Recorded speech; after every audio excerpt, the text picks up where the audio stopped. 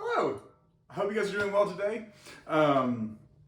Welcome to part 2 of the American Saxophone story, where we dive into the answers of what happened to the American saxophone. And with me today is our trusty companion, our Conn 6M from previous videos, and just myself and the artwork and the wonderful history of the saxophone that we know. So in the first video, we talked a lot about how the different competitors were playing in different parts of each other's stories. And today I want to dive back into that by saying, we've done some work into, what made this conn this specific conn, or what makes the Buffet Powell the Buffet Powell. But there's an interesting sentiment that is an undercurrent through this entire story, that, before the conglomerates that we know, as Selmer Paris or Conn Selmer and Yanagisawa and Yamaha, the story is still shared through Elkhart, Indiana, and as always, through CG Conn and Limited Corporation. The reality is that the American saxophone is just as unique as any other instrument that exists today. And there were unique designers and craftsmen and an entire industry built around this specific instrument. And the best thing that we can do is just continue to cherish it. And I hope that so far these videos in this realm of saxocology have helped kind of further this discussion in the way that we approach certain parts of these instruments or their designs. But there's a part of the story that we haven't really gotten into yet, and that is, what happens when you find an American saxophone, and what happens when, you might say, "Ooh, I really like this instrument." There are hundreds of thousands of these specimens, just within, one company alone. American saxophones represent a time in culture where industries are booming and musicianship is growing to the point of we have something that we love, and this is an easy instrument that we can pick up and we can play and we can learn about it. We can play with each other, and parlor music and salon music, it becomes a stapled aspect, just like the piano is today or the guitar in many households. The American saxophone was just one of those items, and everyone had one. And so many of the examples that we see now in the market are specimens or instruments that have been preserved over the years, maybe in a closet that was a grandparent's, and it was just kind of passed down and we didn't know what to do with it. And that has value because there's sentimental meaning to the history behind each unique instrument. which is why I like to recommend when people are looking for these instruments to take your time and let the instrument call you, because there are still stories and there are energies that are kind of imprinted onto these instruments that will either benefit or maybe, take away from what you're looking for in a saxophone like this. So as we've established, the first saxophone was made by Conn out of the hands of Busher, and it sparked this, up and coming craze that we found in the 1920s. All of these manufacturers at this point have to work together in Elkhart to meet the demand for the instrument. And that's, it's coming from Martin and Conn, and you have Busher in the mix. You have offices are starting to pop up all around. The American branch of Selmer opens in New York. Conn has offices and locations with dealers all over the country, really. And this instrument it grows from a fascination into a national icon. And then we reach the 30s, where designs start to grow into these professional models like we've been exploring. And this is where the identity of the instrument finds a new realm. Outside of the initial vaudeville circuit, now you're in the professional musicians realm, and there are specialists in the saxophone alone at this point. The early 78 records are a wonderful example of how virtuosity is growing for this instrument, and it gets to the point that academic study is soon required. So the first academic programs in America regarding the saxophone were spearheaded by the names like Larry Teal, and Cecil Leeson is a great one that comes to mind. And these early saxophonists are just trying to make a stand for a new instrument that really hasn't found its proper home. And one school of thought says, it's a jazz instrument, let it stay a jazz instrument, and let it be wild and free and untamed. And the other school is like, no, if we want to really accept this, we have to make a rigid, legitimate study for the instrument.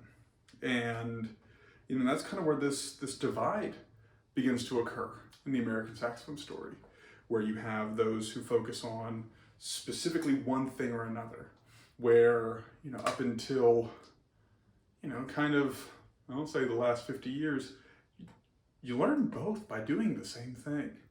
And the identity of the saxophone was a part of the larger identity of yours as an individual musician. And, there's the instruments themselves, they're built for life, right? They're well crafted, and like this almost 85-year-old example, they're still in great shape. A lot of them really are. Some of them, no, we know they aren't. But the tradition and the history still lives on, because we're still playing instruments that, were once in the hands of the early pedagogues that made the saxophone tradition what it is today. There's a cool part as we talk about this. The American saxophone story always revolves around Conn, because as the first makers of the saxophone in the country, they also just spearheaded the research and development, and they were big business, compared to the smaller manufacturers in Elkhart. They had the largest manufacturing facility almost in the world at that point. They like to claim that. Whether or not that fact is completely true is still up for grabs, I believe. Now, we say that it revolves around Conn because of a really important family in the American education tradition. That's the Greenleaf family. Now, Carl Diamond Greenleaf was the one who bought C.G. Conn's musical company in 1915, and from that took the spark of entrepreneurship and grew it into the driving force behind music education. And Carl, and later his son Leland, believed in the power and the potential of instruments through the hands of the musicians themselves. And as part of philanthropic efforts over time, they helped really build the music programs that we know in this country to where they are today. They helped fund, early radio programs, and they helped, with scholarships to the early National Music Camp of the Arts at Interlochen, and their legacy lives on through the power of the instruments they helped provide to the same students they tried to, they did inspire over so many years. And when you have a conjoined force of education, efforts, and also music production for the instruments themselves, you want to stay creative and you want to stay relevant to those who are excited to learn and study this music that's in front of them and their paths to come. So, bringing this back into itself, these instruments, conns, and even Carl Greenleaf, after his retirement from the Conn company, was then on the board of the Busher Instrument Company. So they all, even though they were competitors in Elkhart, they still wanted success. And overall success in the market meant healthy competition within the smaller brands. And that's kind of in any open, market enterprise. Competition makes it exciting. And there's parts of that story that have still even yet to be really unearthed.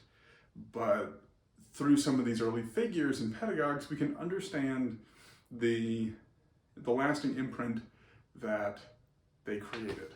And there's biographies and there are dissertations on these wonderful musicians that have some, I'll say, juicy or revealing tidbits about each other. But what's more important is the lineage of the music that can be traced because of their works. So just to kind of pay tribute to the notion of the benefactors and the music education in its own, we'll take our first little interlude and I'll play a little bit more and then we'll continue the discussion from there.